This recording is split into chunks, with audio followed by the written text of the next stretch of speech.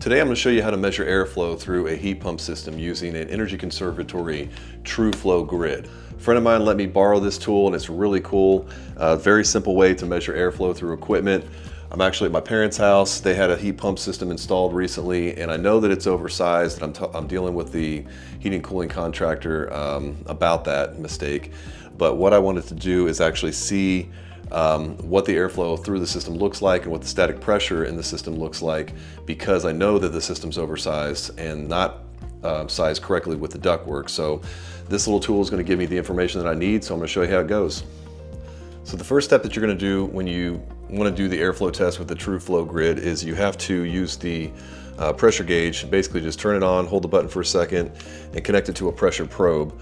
And then once it lights up, you're going to see either a Pascal measurement, or you can change it to what I want to see, inches of water column. So I'm going to switch to inches of water column, and the first test that I'm going to do is going to be on the return side of the HVAC system.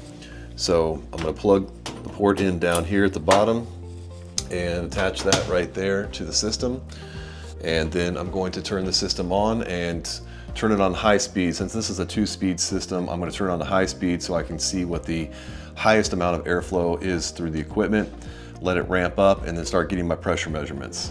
So now I got the system turned on and I've opened the TrueFlow app on my phone here, and I'm just going to select airflow and static pressure.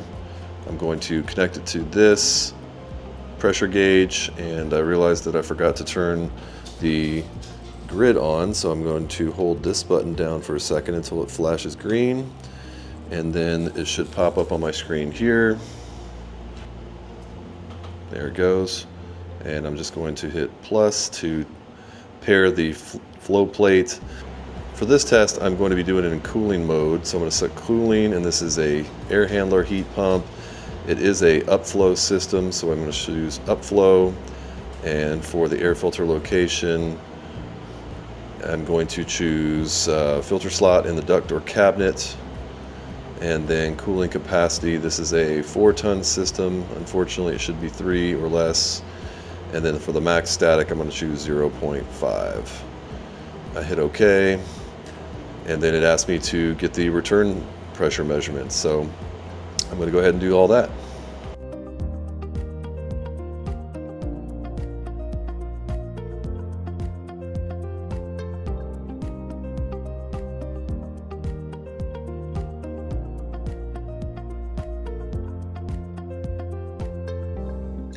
Now I'm measuring the pressure after the air filter, and then I'm going to move this probe up to the supply side, and I'm going to do it actually in 2 different places to see what I get here.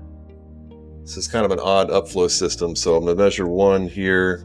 It's at 0.08. Measure another one down here and see what the difference is. Roughly the same. So I'll take that measurement there, and it shows up. The same measurement that I'm getting on the gauge shows up on my app on my phone. And I have a feeling that this is actually not in high speed yet. I think this is still on low speed, but I actually want to get 2 different numbers, so this is okay. So now I'll hit continue, and I will remove the air filter and then put the flow grid into where the air filter slot goes and get another number.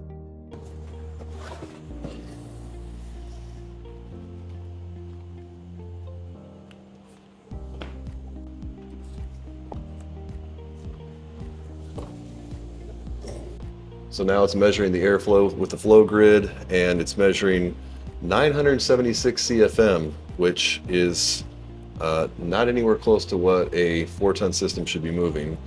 And it's frankly not even close to what a 3-ton system should be moving. So now I hit continue on here, workflow is complete, and I can save this as, we'll just say low speed.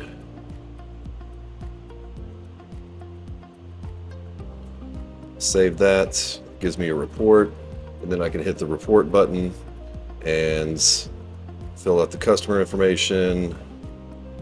I will put my mom's name in here, and then I'll hit create report, and it pops up with a report right away. So now I can share it with myself or email it to the customer, my mom in this case, I'll just save it to Google Drive for now. And why not, I'll also text it to her while I'm thinking about it.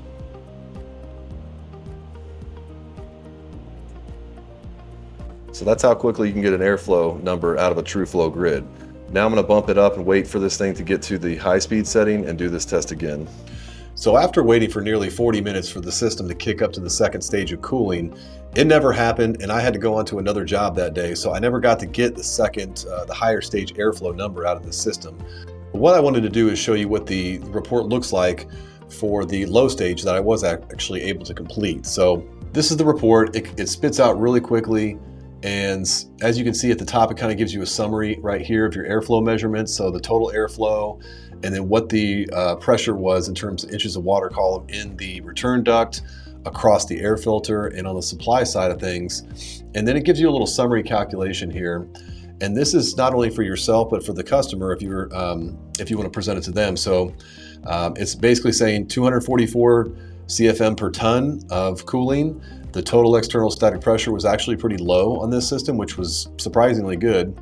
But again, it's in low stage. It's not hitting the high stage. So with more airflow, this number is going to go up.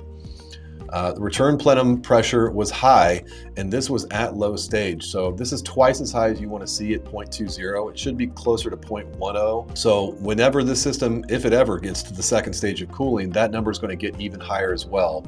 And same with the filter pressure drop and the supply plenum, it should go up as well a little bit. The filter pressure drop was good at 0.10. It's a media filter. It was clean, so no problems there. And then the supply plenum was a little bit low, but there's no problem with that either. So this is what you can get out of the TrueFlow report. And then on the second page, it just gives you some quick suggested actions. So very low airflow, high return pressure, and then what some of the causes could be if you don't already know them, so that you can kind of diagnose and dig in a little bit further. So return ducts could be blocked. You can consider enlarging the return ducts, which is what I'm considering doing.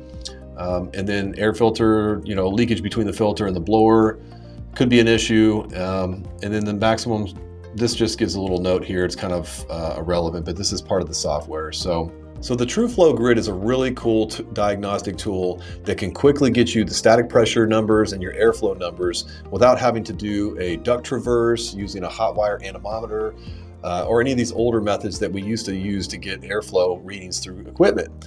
And with what we can do in about 5 or 10 minutes with a TrueFlow Grid used to take much longer. So there's really no excuse why an HVAC contractor shouldn't be using something like this. If they care about quality and they want to verify that what they're installing is actually performing as intended, this is a fantastic tool to use to verify that kind of stuff. So hopefully I can get back to my parents' house and retest the system after it starts after it works and actually gets to the second stage of output. And then I'll update with another video later on that. But wanted to show you how this works, and hopefully this is beneficial for you. If it was, I'd appreciate you smash that like button and hit the subscribe, and leave a comment if you have any questions or comments about the video, and I'll catch you on the next one.